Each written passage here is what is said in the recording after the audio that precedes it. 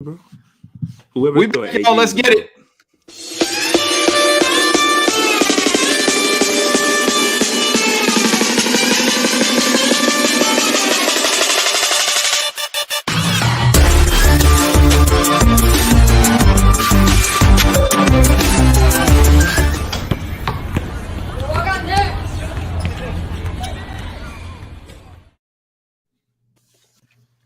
We finally all got back together. How y'all been? I haven't seen y'all in forever. I know, man. Chad had ran into some issues. Somebody was trying to steal his identity, but the guy's back. He's better than ever, and now he's in outer space. Apparently, I don't know about that. I don't know if I'm better than ever, but I am back.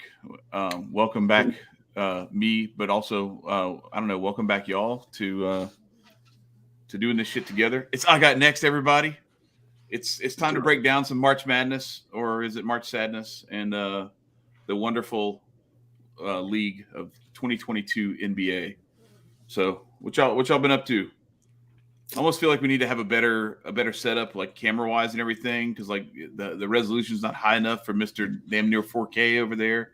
Jonesy is like on his way to he's almost out of here. I don't know what you're talking about, bro. But look, I looked at it. My man has like I don't know 2.5 million followers or subscribers or something like that on YouTube on his rated channel. Oh my god, man! Nah, man, we want to give a shout out to our man, Wasted Talent. That's right. He's been killing it over there in the Raider Nation. Thank you, hemisphere, man. whatever you want to call it. But no, seriously, man, congrats. That's awesome, bro. Yeah. This guy bro. started up a month ago, and he's already killing it. Mm-hmm. His feet, and it ain't even football season. It's not even football season. Nah, it's all good, man. I appreciate it though, man. But yo, I'm just excited to talk about some basketball. The crazy thing for me is I just realized that I don't think I've watched a game of basketball all season. And part and parcel to that is because of the level of competition in the NBA and the product, man. And I tried to watch the All-Star game, and I spoke about this. It's horrible. And what's even more horrible is when the games matter and it feels like an all-star game. Mm-hmm. This is some bad basketball right now, man. And I don't know if it's because of the AAU connections. I don't know what's going on, but it's bad when you have the players that come from Europe and all over the world are tougher than the homegrown players from New York or Chicago and LA. Like it's really, really bad. Crazy. Man. Yeah, I gotta say, when I watched y'all show about the All-Star game and Ant asked the question to start it off and you just raised up that notebook, yes. It was terrible. It's like, oh my God, it was reckless. But no, it's interesting that you say that because I almost feel like, because we all know, like even growing up, like even in the 80s and 90s, everybody talked about it. It was like, you don't watch an NBA game until the last 2 minutes because that's when like they actually start playing. The rest of the game, it's like a bunch of 15-0 runs and shit like that. Every team's going to make a run at some point, and they're just kind of going through the motions. And then when they get to the end, it's almost like some pickup games that you see sometimes, right? The game really, really heats up when somebody gets to 10 points, and then that's when like people start playing lockdown defense, and it's the same way with the playoffs. So I'm wondering, like maybe we're going to see. Because this is a wide open playoff field. I'll say that much. Like this, I've never seen it where you have like some of the teams that were favored to win the championship and who have some of the highest level, most high profile players in the league. And they're like fighting to get into the playoffs. Well, that a lot of that is because from what I can see, and I hate to say this because this is a guy that I've always championed and said he's a great player and my favorite player. This is the LeBron James effect coming back to hit the NBA in the face, man. Mm-hmm. This is exactly what it is. Now, listen, I give LeBron all the credit in the world for the player that he is, right? But what I don't give him credit for is the GM that he tries to be behind the scenes and all of the politics and the wrangling and trying to get himself somewhere else. Like he was even trying to pull some shit to go back to Cleveland. And Cleveland's like, going back to Cleveland. It's Cleveland's like, nah, we're good. We're good. We don't need you. We don't need all your bullshit. With the Lakers, Rich Paul, and all of their bullshit and clutch sports, it's really fucking the league up. And it's like, they went, they tried to pull this shit with Anthony Davis. They got him to the Lakers, and now that's karma coming back to bite them in the ass because they got that ring, and he hasn't been healthy since, and he wasn't healthy before that ring. To be honest with you, right? He's Mr. Glass pretty much. And I mean, look, I'll say this: like that injury was kind of freakish and like was bad, but like you're right, you can't just chalk that up to. Well, yeah, but that was a 1 in a million. Like the way he landed on that guy's shoe and like just kind of twisted it, and his ankle like hit the floor before the sole of his shoe did. This is a dude who like routinely he's banged up for some reason or another, and yeah, it does kind of feel like a little bit of karma coming back to bite him. See, but can I ask you a question? Yeah. And do you think that this is not just karma, but his conditioning, man? Like you as a player, what do you think about him getting all these lower leg extremity issues? I mean, the thing about ankles is once you like severely hurt them once, they're more and more prone to being re-injured. So when you don't take it, the ligaments basically loosen up, and then the main reason why ankle sprains occur is because of weak hamstrings and weak glutes, and basically those muscles not firing are compensating. Your ankle is compensating for all of the weight on it, and that's why your ankle gives in. Now, when you land on somebody's foot, that's just a freak accident. You know, there's nothing you can really do about that. But when you're just like, that's happened to Anthony Davis multiple times where he's just running down the court, and then all of a sudden his ankle gives out. That's a big reason why Darren Williams started to go downhill when he was on the Brooklyn Nets. Like he had some good years, but he wasn't himself like when he was on the Jazz because he kept re-injuring his ankles, and then that it just happens. But the thing is that a lot of people don't realize is that every part of your body is connected. So like your big toe, if there's something wrong with your big toe, that can have an effect on your knee, and then your knee affects your hip, and then your hip affects your back. Like it's all connected. Exactly. Don't tell that shit to my son because his right big toe is killing him, and he's gonna start having hopefully he won't. But I'm trying to get his shit right. But anyway, go ahead. But that's the thing. Like when you re-injure something, when you injure something one time and don't take care of it, you're going to keep on having more and more injuries too. And that has a lot to do with diet. It has a lot to do with hydration. And you would think that these professional athletes, are taking care of themselves. But a lot of the time, the truth is they're not. They're doing the training and everything, but who knows what these guys are eating? A lot of times they're getting out of a game at 11 o'clock at night. They're probably not eating the healthiest of things. They're probably grabbing a burger and fries. The more strict players are probably on top of it, but a lot of players are lazy and they're just like, whatever. That's why a lot of guys in the summertime try to lose like 15 to 20 pounds because they know once the season comes, they're going to be putting on a weight from all the Gatorades, from all the late night snacks, from the hotel food. So it could have a lot to do with his diet. It could have a lot to do with his nutrition. And then his rehab. You don't know. A lot of the times these guys are trying to get back on the floor as fast as possible. So a 4 to 6 week injury, they're trying to get these guys back in 3 weeks, especially when they're on the contention of the playoffs. They might miss the playoffs, So they might be rushing these injuries back. And then AD has been injury prone his entire career. So look, I got the timeline right here. I got a detailed timeline. 2012 and 13. He played in 64 of 82 games because of a concussion. In the stress reaction, he had a left ankle, a shoulder sprain. 2014, he played 67 of 82 games, fractured left hand, back spasms. 2015, sprained his toe, sprained shoulder, sprained ankle, bruised hip. 2016, he played 65 of 82 games, knee, shoulder, back. 2016-17, he played 75 of 82 games.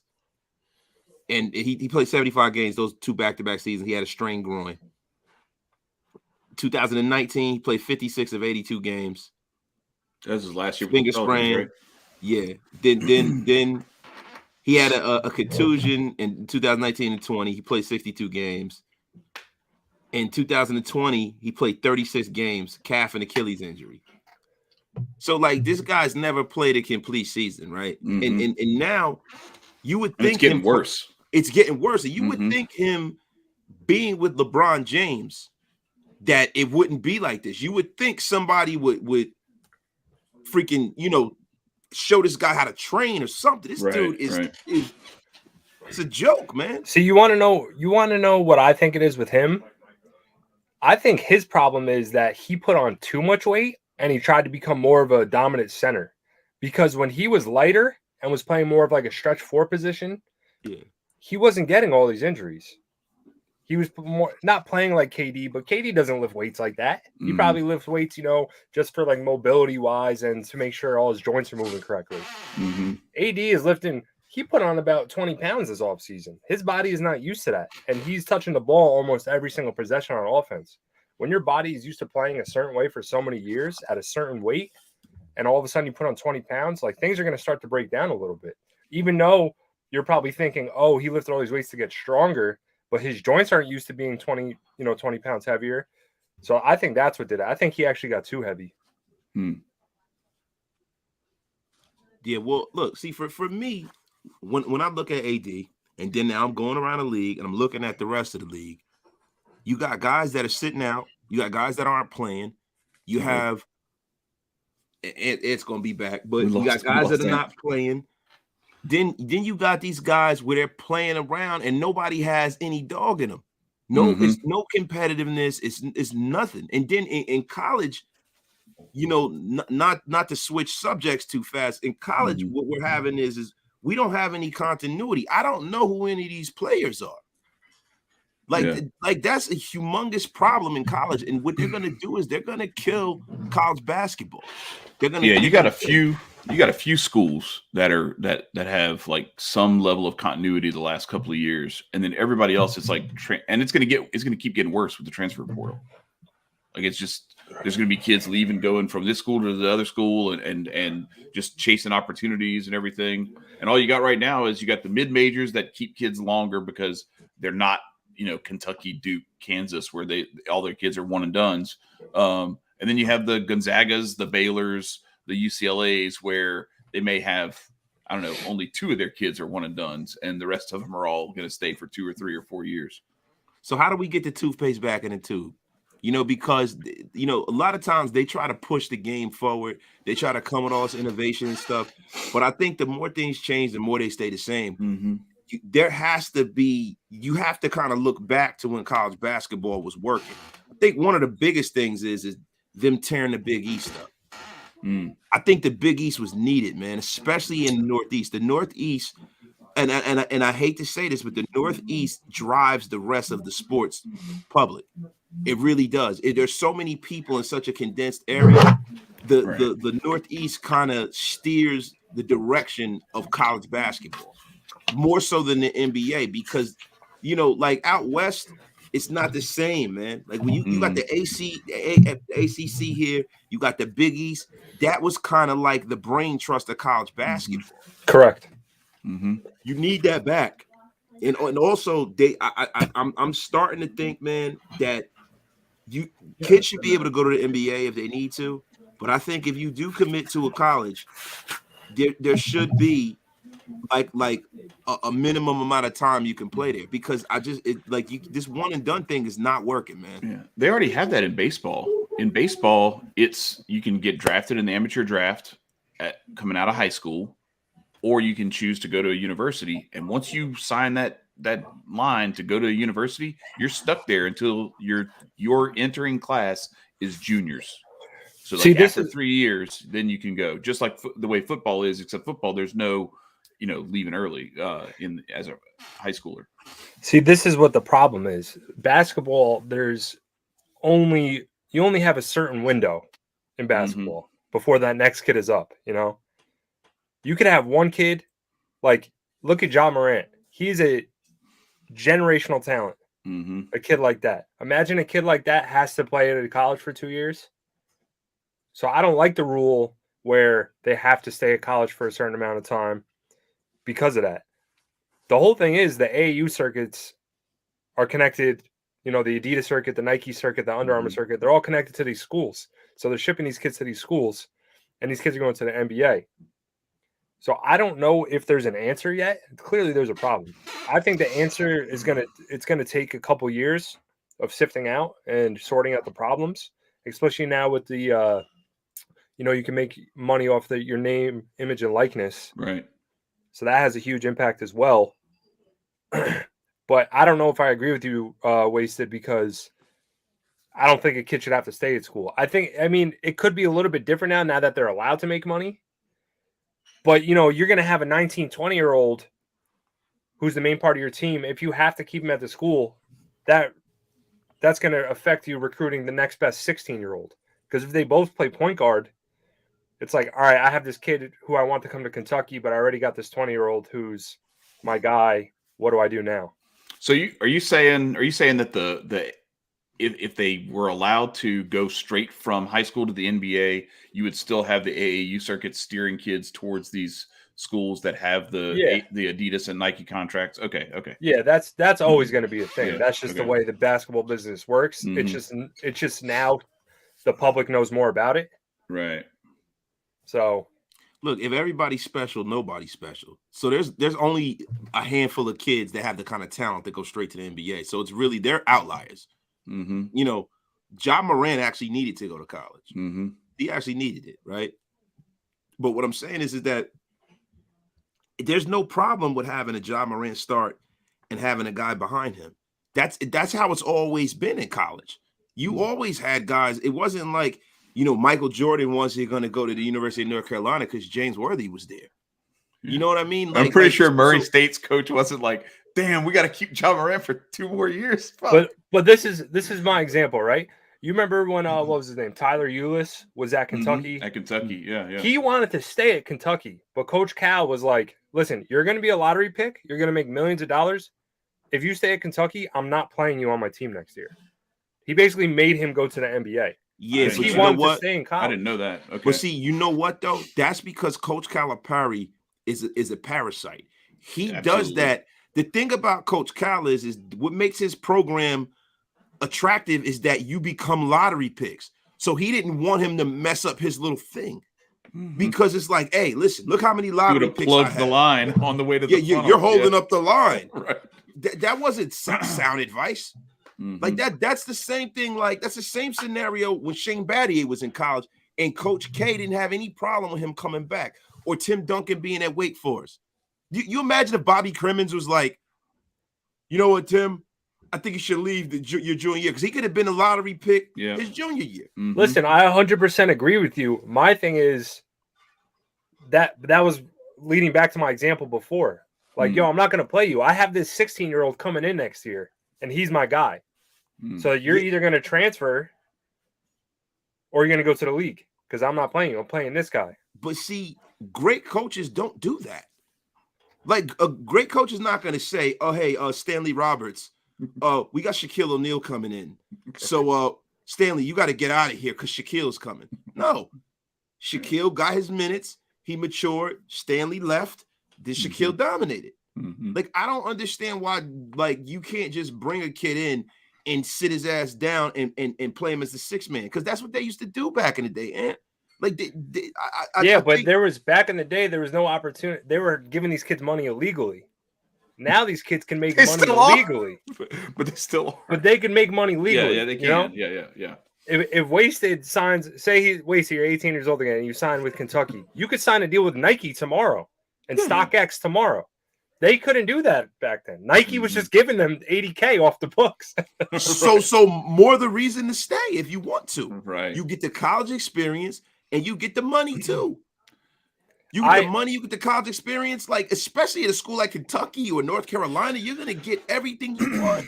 Listen, I agree with you 100%, but that's not the way that the basketball business is working now. Yeah. If you ask all those players, Zion, RJ, Cam Reddish, all of them said that Duke is the best year of their life. Like none of them they wanted to go to the league, but they're like, if we could stay here for 4 years, we could. But at the end of the day, the better option is to go to the league. You're going to be making millions of dollars. I agree with you that it's definitely hurting the product. I just don't think there's an answer yet. I think it's going to take like 3 to 4 years for them to figure out the answer to this problem. Because this is the second year or first year that they can make their money. Yeah, first year for first you got to see all these problems. Like you said, Chad, you got to see the transfer portal. You got to see and then the rules coming back. They're already talking about like adjusting the transfer portal rules as it is, and the name, image, and likeness stuff. See, this is the thing. They're seeing they opened up Pandora's box, and they're trying to put stuff back in, and But this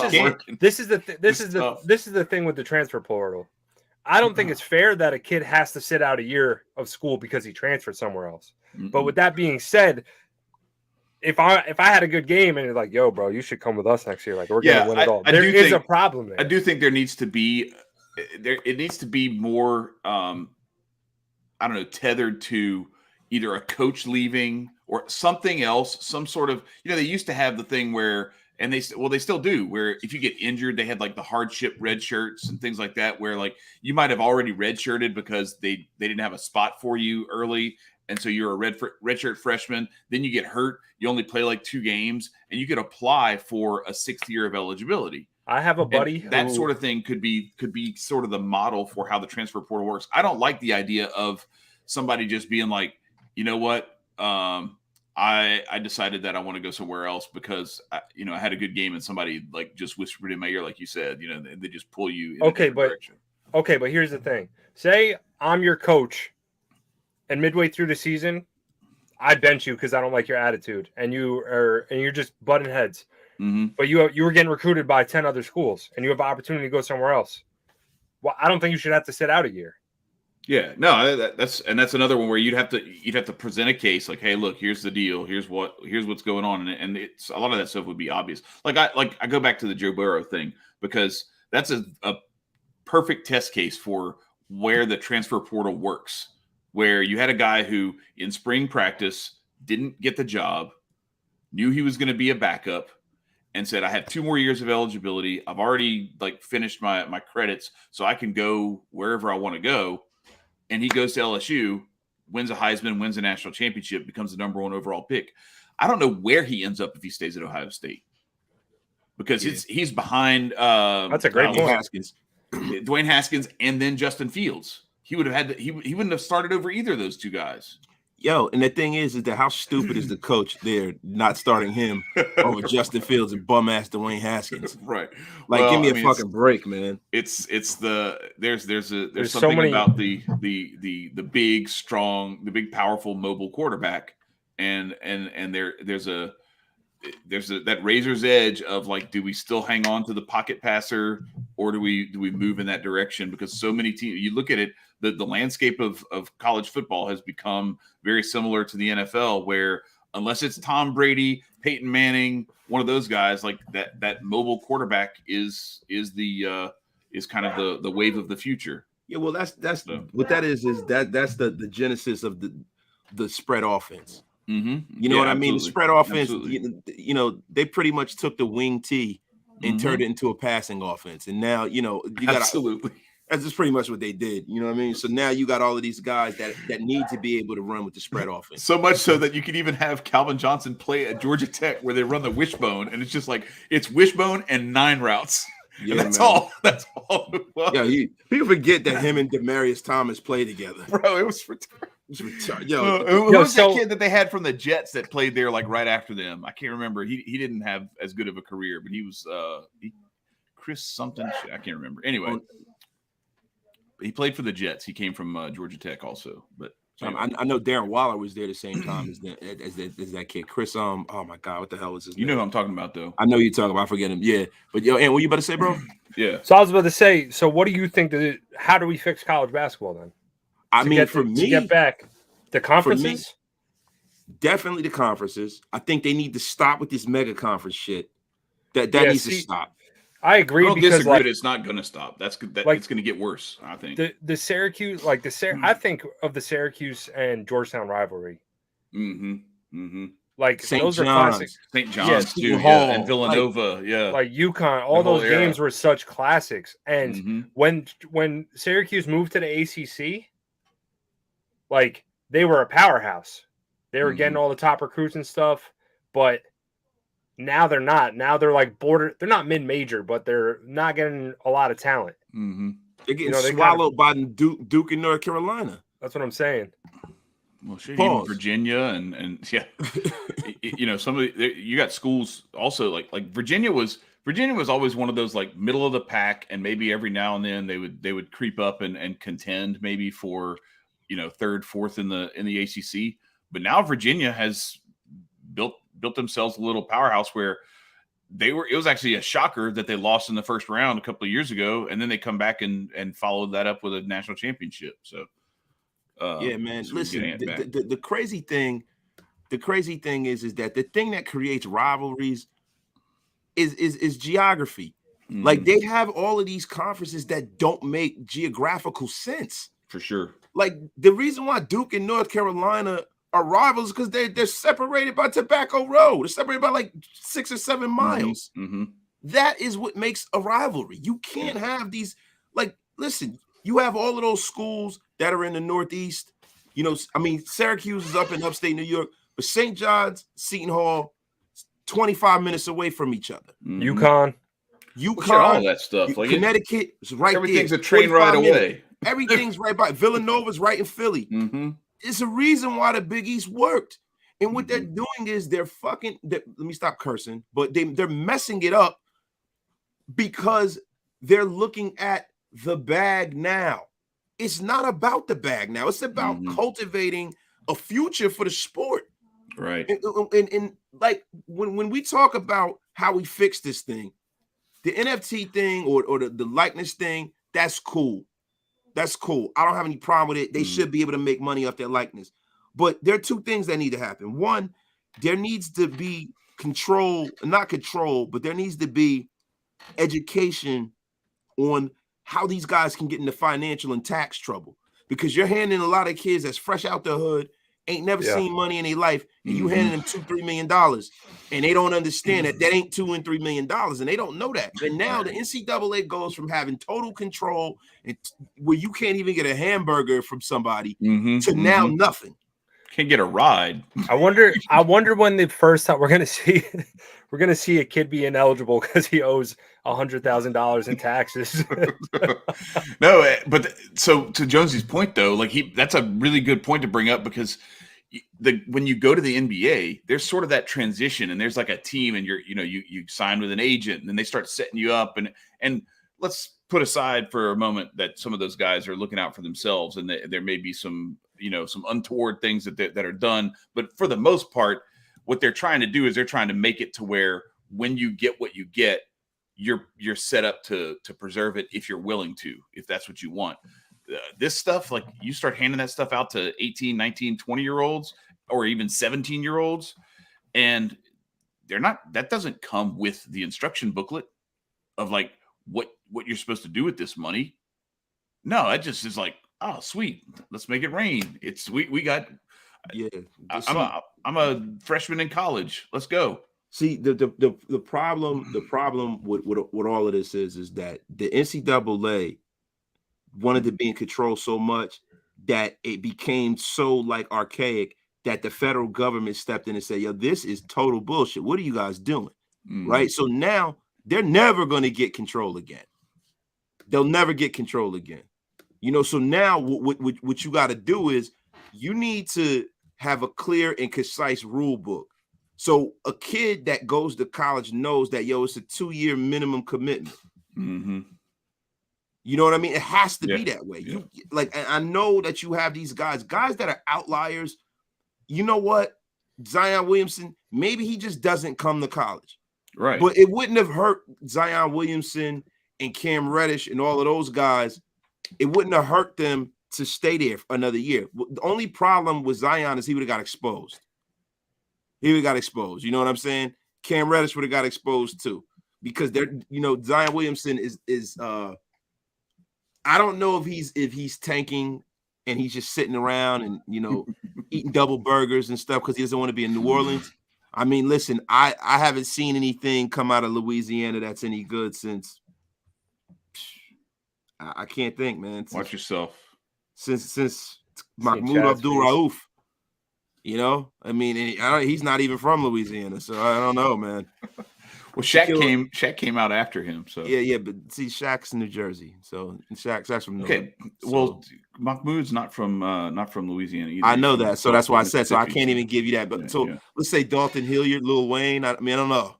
It's not a whole lot of good stuff that's come out of the state of Louisiana. Let's just be for real here. Okay. I do think that the NBA players, the big man making a return, is good for the game of basketball because that's going to make the college game better now that the center is going to be appreciated again.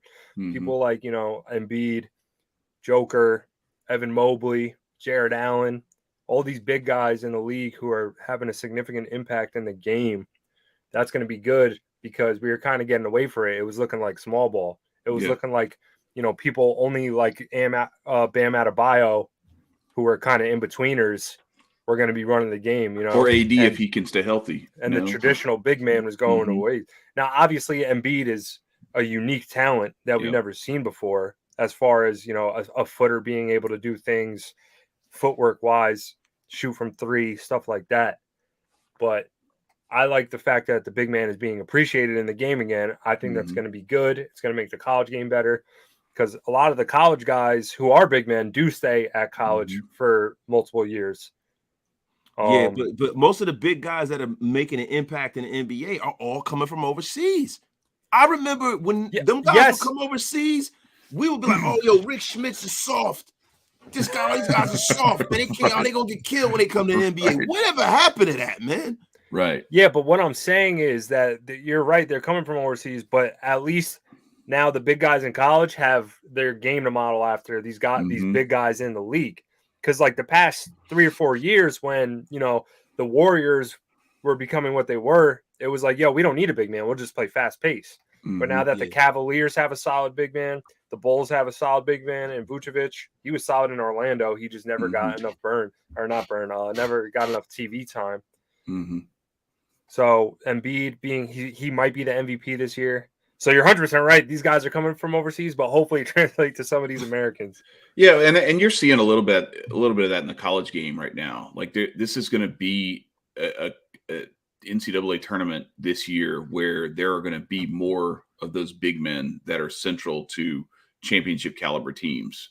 You're seeing that already. You got Holmgren, the Kessler kid out of Auburn, the kid Shibwe from Kentucky. Now he's not as big. He's not a true center. He's more of a power forward, but he's a beast on the boards and really gets it done in the paint. So you got the kid Paul's Kofi Cockburn from Illinois. From Illinois. Yeah. I pause.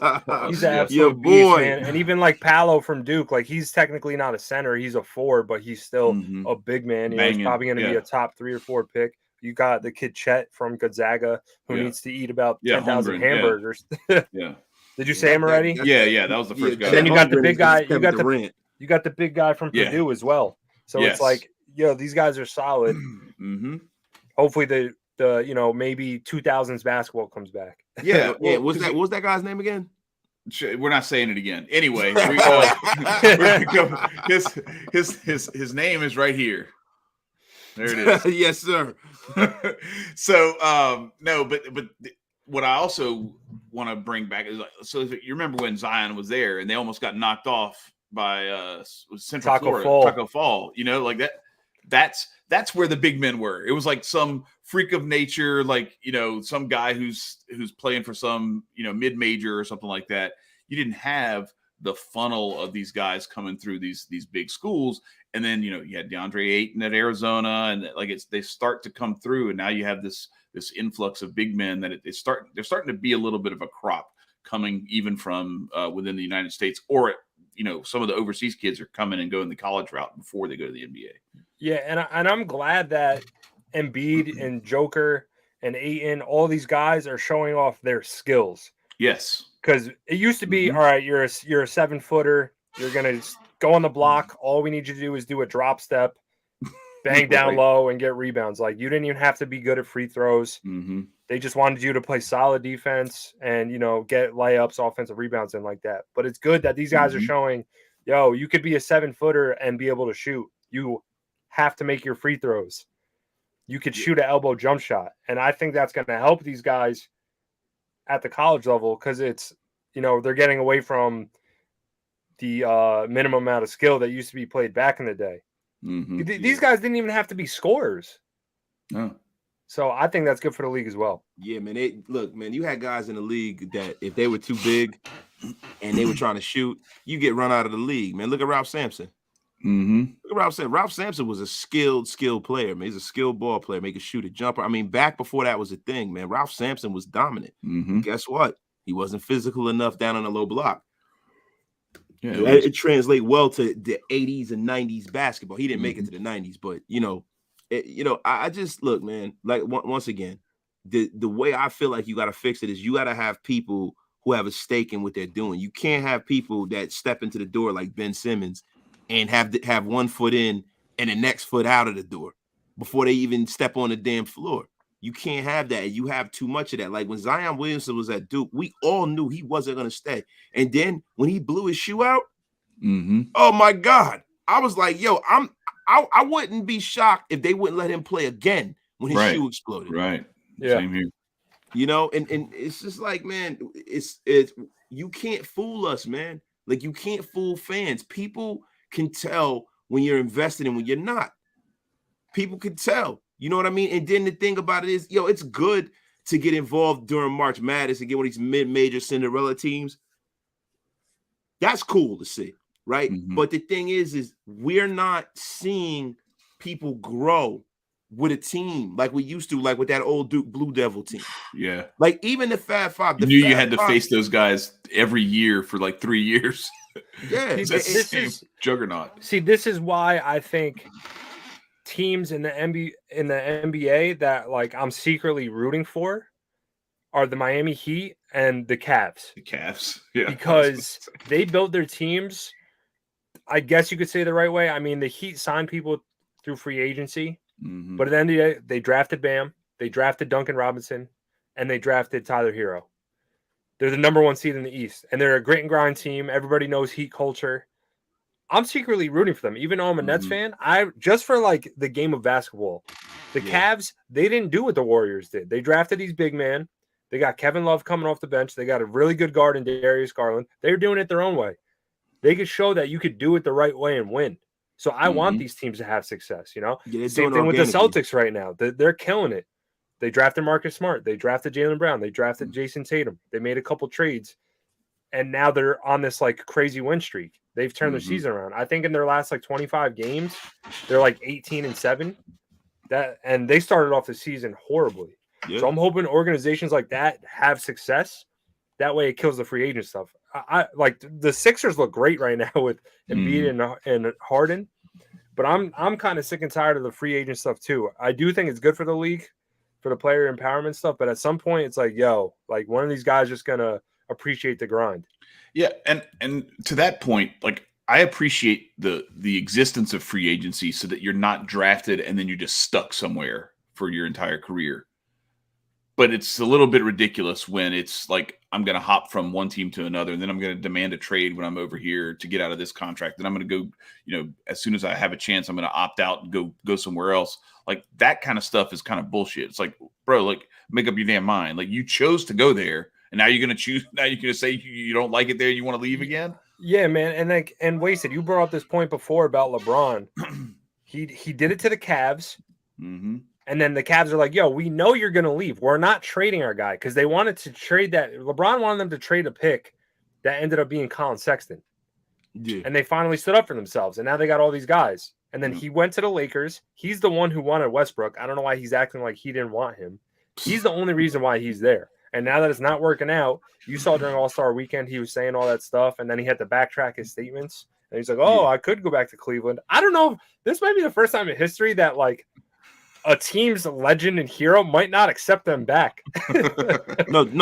Listen, the owners in There'd Cleveland be idiots do if they not did take him back. Listen. They don't like LeBron James. I know. The man said, "I feel like I finally got my team back." He's too old to pull the shit he's been pulling. Otherwise, he's the only one that don't realize that. Mm-hmm. Now, this is the stuff that when people say, when they talk about his greatness, this is why it's under question. This is why. You know what I mean? Because as a player with the eye test, you know that he's great. Yeah. But this kind of shit is beneath you. Like, dude, just play the fucking game, bro. Yeah. Like, I'm a big supporter of him. Mm-hmm, I'm sick of that shit, bro. Mm-hmm. Like, let the people who get paid to do their job do their job. They could have had Buddy Hield. Buddy Hield could be here right now. They had a trade for Buddy Hield. No, we want Russell fucking Westbrook. Now look, And what do they need? They need exactly Buddy Hield. Somebody they got no like spot up shooters. Yeah, they got a no bunch of people. They got a bunch of LeBrons, and then that's it. Yeah, like man, a bunch and- of old ones, a bunch yo, of ball like- dominant like guys who go to the paint. And like, yo, I grew up in high school watching him. Like, he's still one of my favorite players ever. Mm-hmm. I still think you can make an argument for him being one of the greatest player ever. But I'm sick and tired of it too. It's like, yo, this is like you said. This is why people question your greatness. You're always quitting. You're always trying to, do the player empowerment stuff. And I like that stuff because I do think that people were taken advantage of, in the 90s, the 80s, the early 2000s, as far as freedom of choice of where they want to play and stuff like that. But at some point, it's like, dude, take some responsibility for your actions. Yeah, it's annoying. Then it's like, oh well, I didn't make this decision. I had nothing. Like, motherfucker, you got your agent in Clutch Sports. They got the league by the balls. Yeah. They got the league, like, bro, like even in football, they were trying to keep them out of football. And Rich Paul is allowed to be an agent in football. And for my Raiders, Darren Waller is represented by Clutch Sports. Is he a lawyer? No, he's not. Because I'm almost positive that to be an agent in the NFL, you have to be a lawyer, correct? See, this is what happened.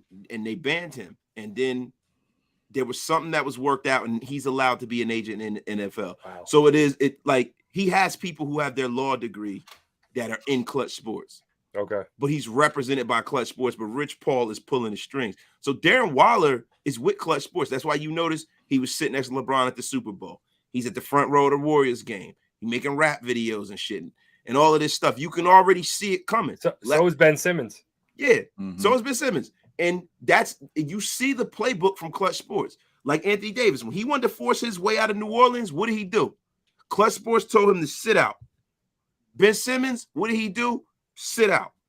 You see what happened with? I think the Pelicans told AD to sit out too, because they knew they like, wanted yo, to we're not. him, and they didn't want this guy's leaving. Yeah, this guy's leaving us. Like we need to get something in return. Yeah, but it went on for so long. Initially, it wasn't. They thought he was going to come and play. You saying Clutch initiated it? Yes. Yeah, yes. yeah, They told him, 100%. yo, you want out? Because they wouldn't trade him. Yeah. They said, we're not going to. The Lakers were going to give them the world for Anthony Davis the year before.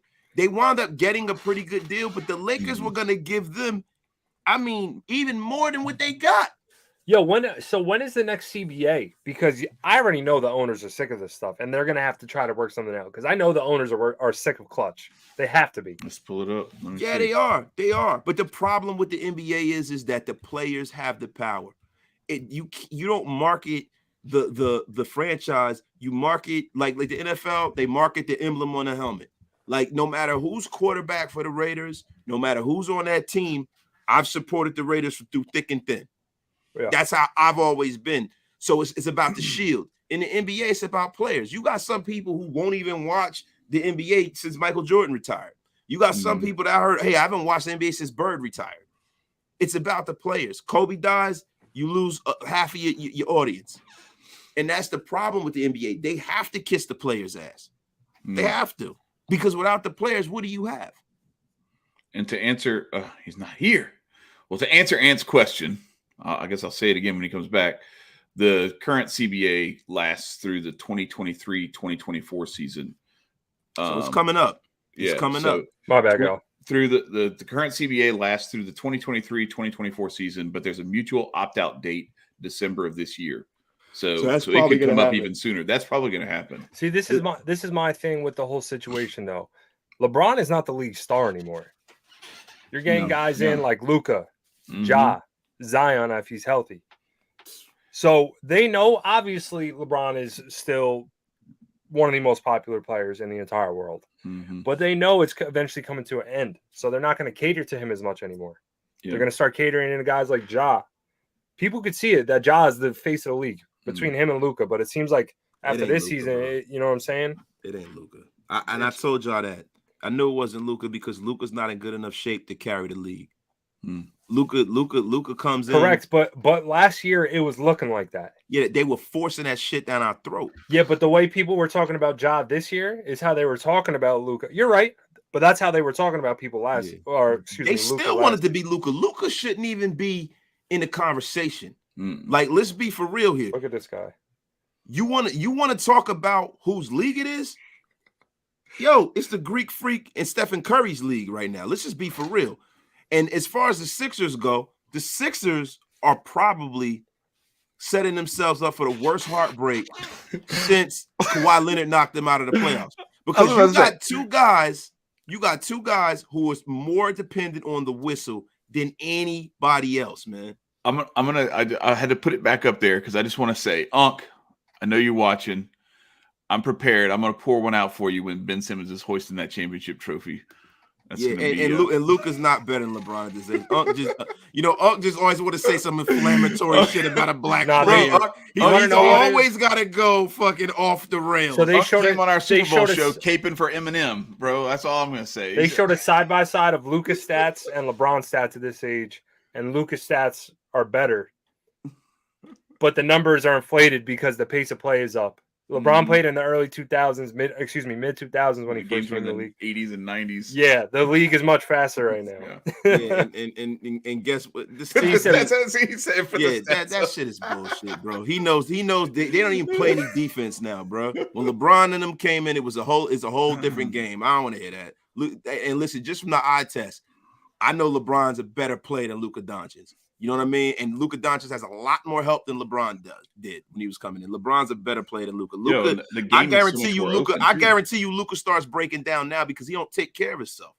Luka Doncic. Nah, you can tell he loves Wendy Frosties, man. Yes, man. He's a ham sandwich eating motherfucker, man. He done came over here and he started playing video games and fucking chicks 2 at a time and eating triple cheeseburgers. He's eating that Dallas barbecue, Unc. Don't drink the Kool-Aid. He's not Larry Bird. He's not Larry Bird. He's going to Waffle House for breakfast. That's right. He's going to Waffle House. He's banging cheerleaders 2 at a time. And he's up all night playing Madden and FIFA. Okay, here it is. Hang on. I got to pull this up for Unc. Unc, I'm doing this for you. Just to let you know, I'm pulling this up. He ain't even watching anymore. Yeah, he's watching. You know he's watching. Because he can't not watch. All right, here goes. Nah, Unc's definitely not watching right now. Yeah, he is. Pull up. Oh, come on, load. All right, there it is. So there's the numbers that he's talking about. But to Ant's point, pace of play is completely different. And I'll say this too: like they opened up the floor. They made it like you know how they had those NHL games back in the day where like everything was all cluttered together and everything. Yeah, nobody watched hockey. All right, nobody watched hockey. Please move on. Anyway, they opened the floor up. So like all that, it's so much more ISO and one-on-one type stuff, pick and roll game than it was even in the 80s and 90s. Because I know the NBA has always been a league, at least since that era, where they tried to highlight the players, individual players, their superstars. Once they figured out that was the formula for success, but what they've been doing since then is perfecting that formula and making it to where you could have more and more of these guys where they put up the bigger numbers and all that stuff. So I'm not even a LeBron stan. And this is what I would like you to do: put up their defensive numbers. Because Luka don't play no fucking. I don't have to at all. He don't play no defense. I don't want to hear that. Watching. He said Luka's going to get a ring. Luka is the worst player when it comes to complaining about fouls in the league, and that's saying a lot. He literally complains every single play. If he doesn't score, he automatically complains to the ref. He is the worst, and that's saying something. He complains every single time, and that's a fact. The only ring Luka's going to get is ringworm. Or an onion ring. He ain't getting no ring, man. He needs to get in way better shape and needs to play some fucking defense, man. That guy don't play no defense. Nah, he'll get a ring eventually. He'll get a ring eventually. But he's gonna get a ring being a pedestrian watching. He's gonna come in with Ja Morant. He's gonna have to ride his coattails to get a ring.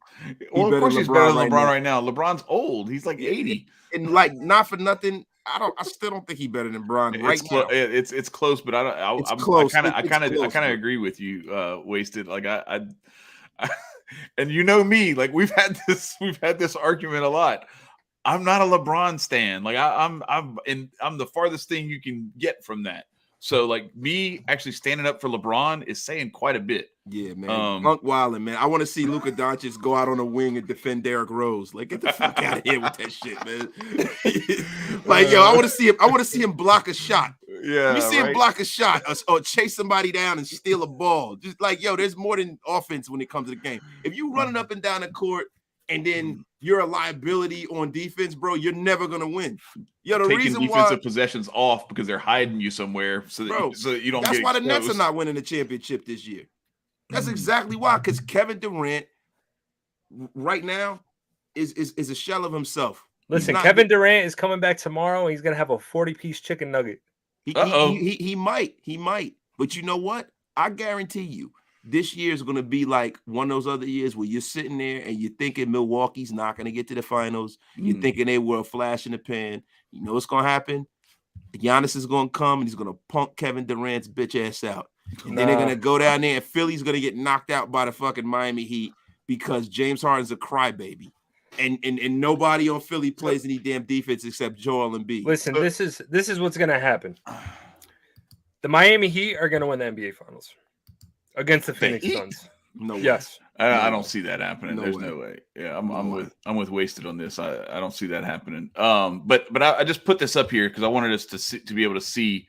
This is the standings in the Eastern Conference. Like, look at this. This is so crazy. Like, you got the Nets fighting to get out of the play-in setup. Listen, this is all I'm going to say. The Nets were the number 1 seed when Kevin Durant got hurt in December, and they dropped to 8 without him. He's coming back tomorrow. Ben Simmons is eventually going to come back right before the playoffs. Yeah. And Kyrie might come back. It's a wrap for the league, bro. The Nets are winning Kyrie. No, Kyrie's going to be coming back because they what's his face? Adams just like lifted all that shit. It's effective on the 7th. Yeah, he knew that's the way. They lifted everything. But he still can't play. Huh? He still can't play because of the private sector mandate. No. That's what I'm saying. That's coming out too. That happened today. That got announced. Yeah, he so lifted that too. Yeah. So Kyrie won. The good guys win. Oh, it's a wrap. Exactly. It's over for the league, bro. I take back my statement. The Nets are winning the chip. Oh my god. It's over, bro. Kyrie in home games? Listen. And you got to change your background, bro. You're going too hard at it. You know that Kyrie Irving gets hurt all the goddamn time. He's a goddamn head case. And you know Kevin Durant is frail. He's played 20 games this season. Now he's about to play all these home games. They're gonna get hot, rolling into the postseason. He's gonna have the best legs in the league. They're gonna be en fuego. It's over, bro. Every time KD has came back from an injury, he hoops. It's over for the league. And if Ben Simmons comes back, defense, it's over for the league, bro. No, and not for nothing. Like picking up Drummond to help out with Aldridge. Like it's LeBase James. Y'all are stupid, man. I hope the first round of the playoffs is Philly Nets. Yo, that'd be fucking hilarious. It's very possible. It's very possible. Yo, as it is right now, I watch. I'm telling you, yo, if Philly get knocked out in the first round, yo, everybody pray for Unc. It's over. It's over. The Uncle Hotep factor's over. Yo, I can hear Unc going off one of his rants, bro. That shit is gonna be epic. He's like, you bring this shine here. Hang out with Meek Mill. Can't make a 3-pointer. Yeah, yo. Eating wings stop even. I can see that. No. But you know what, man? The funniest thing that I find about this, and I have to talk about my red herring, my arch nemesis, the one, the only, the incomparable Screaming A. Smith. Do you see the paradigm shift that motherfucker made now that they don't have any mandates anymore, and he's saying it's not fair. All of a sudden, he loves Kyrie now. Yeah, now he loves Kyrie. I'm a big supporter of that brother. Give me a fucking break. I haven't seen a paradigm shift that stark since Rick James was talking about grinding his feet on Charlie Murphy's couch. Mm-hmm. It was unbelievable, bro. And you know what? That goes to show you why whoever's out there and whoever's going to watch this after we're off the air, this is the reason why you got to tune in and watch I Got Next. That's right. Because we will never do that. Listen, I will contradict myself, but Chad and Ant will say, yo, you are speeding because you're lying, motherfucker, because you said this last week. And we'll talk about it. But, yo, the one thing we're not going to do is I'm not willing to compromise myself and say something that I don't believe, man. Like, yo, that goes to show you how invalid the opinions are. This man spent a good 4 or 5 months out of a calendar year dogging this man and vilifying him and trying to ruin his career. And then what does he do? He Donkey Kongs on his balls and swings right over to the other side. It's disgusting and shameful, and they should throw Stephen A. Smith off of ESPN and get him a hairline. See, this is the thing too, man. Over here, I Got Next. We've been saying this for months. Yep. You two know I called this months ago that Kyrie, New York was going to lift their mandates when it starts to get nice out because they need that revenue to come into the city because they know everybody, if they didn't, was going to go over to Jersey to have a good time in the summertime. Yep. They're just going to cross the river. I called this months ago. We all called it months ago. That eventually Kyrie was going to be able to play. And now we can finally retire this graphic. Kyrie has been freed. He has Pour been one out. freed. Pour one out for Kyrie. Pour one out for Kyrie. But we've been consistent with it. All along, we've said none of these rules make sense. None of them made sense at all. Why can the fans be in there unvaccinated? Why can visited players be on there unjabbed? But Kyrie, even this rule that got lifted today. So he was about to be able to sit on the bench with all the players, but not play in the game. It made zero sense. And finally, everybody's starting to agree what we've been saying for months. Well, what's crazy? But we were called idiots at first, and we were called jerks. We don't care about people. No, it wasn't that at all. It was that the rule was a jerk. It made no sense. And to have Adam Silver make the argument that we made when this shit first started. After it's all bro, it's already over. Chad, this is inevitable at this point. And now you're gonna say, well, it doesn't make sense for these players to be able to play and these players not. No shit, bro. It hasn't made sense for 6 months. Chad, you want to know why he finally spoke up? Because of that James Harden trade. Everybody in the world wants to see Sixers Nets. Yeah. They want to see them in the play. They're not going to let the Nets miss the playoffs. Everybody's hoping for that matchup in the first round. Fucking Garlic Jr. had to step up. He fucking looks like a guy. Yo, what do we find out that Adam Silver's like 900 years old? Doesn't he look like a fucking vampire? Oh, man? he's from like Neptune or something, bro. He's not from this planet. Jeff Bezos and Nosferatu had a baby. Yes, that's what he's definitely Nosferatu. He's 987 years old. He is Lord Voldemort himself with a nose. It's unbelievable. He is a frightening looking individual, and I refuse to look at him. That's why I turned the All-Star game off. Bro, seriously, he's the only person that during the draft, every time he walks onto the stage, my son boos. Dude, it looks like somebody needs to put him back in his mother and let him cook more. It looks like he was a preemie or something. It's just weird.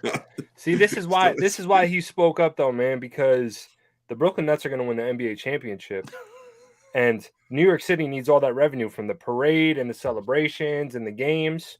That's why he spoke up. Listen, Anthony, we're going to do this right now. The Nets won't even make it to the conference finals. Just for you, Ant. Thank you. They won't make it to the conference finals. Wasted told you. Listen, if I can take a line from my man Hotep, Wasted Ben told you. They ain't making it to the finals. They ain't making it to the finals. Don't know what time it is. You give me Kevin Durant any day of the week on my team, we're going to the chip. Yo, he's the best player in the league. Yeah, with them arthritic knees, not right now. He doesn't need a move. He's just gonna shoot, catch and shoot from 3. Water. Oh, James Harden, right in your face. Sorry for leaving. Water. Yeah, Coach Cheese is gonna get hurt again. He's supposed to come back. Coach Cheese is gonna get hurt again. Cornbread's gonna get fucking sit out. It's gonna be like Cornbread, Earl, and me. They killed Cornbread. Wait till he hurt his knee, man. He's gonna be out. It's over. He's a bum. I don't want to hear this nonsense about Kevin Durant anymore, man. I don't want to hear these nonsense about LeBron no more. Their time has passed. It is the year of Ja and Giannis. Thank you, bitches. Ja and Giannis. You're calling okay. I think that's a good place to wrap up. I think it is too. No, I'm talking about it's their league right now. It's them. Steph. Oh, okay. I thought. Well, it sounded like you were saying that's gonna be the matchup. No, it's not gonna be the matchup. But I'm saying it's Ja's league. He got next. Steph Curry and Giannis got now. All right. Well, I just it could be Ja versus Giannis in the finals. I mean, it's possible. Nah, I don't know. I very seriously doubt it. Now, Ja's not gonna get out of the. Listen, when the Nets win the chip, Jonesy, excuse me, wasted. I'm gonna go to your house, pick you up yourself, and we're going to Brooklyn to celebrate. Damn it! All right, that's a bet. That's a bet. That's a bet. I will, and I'm a devout Knicks fan. I will go over there in full net regalia, take pictures and everything. Oh my gosh! All right, but yeah, all right, y'all. It's been real. Hope y'all have enjoyed it as much as we have. We'll be back next week. Don't miss it. I'm not going anywhere. Not anymore anyway. And this is I Got Next for Wasted. For my man Ant, I am Chad. Peace, y'all. So, man.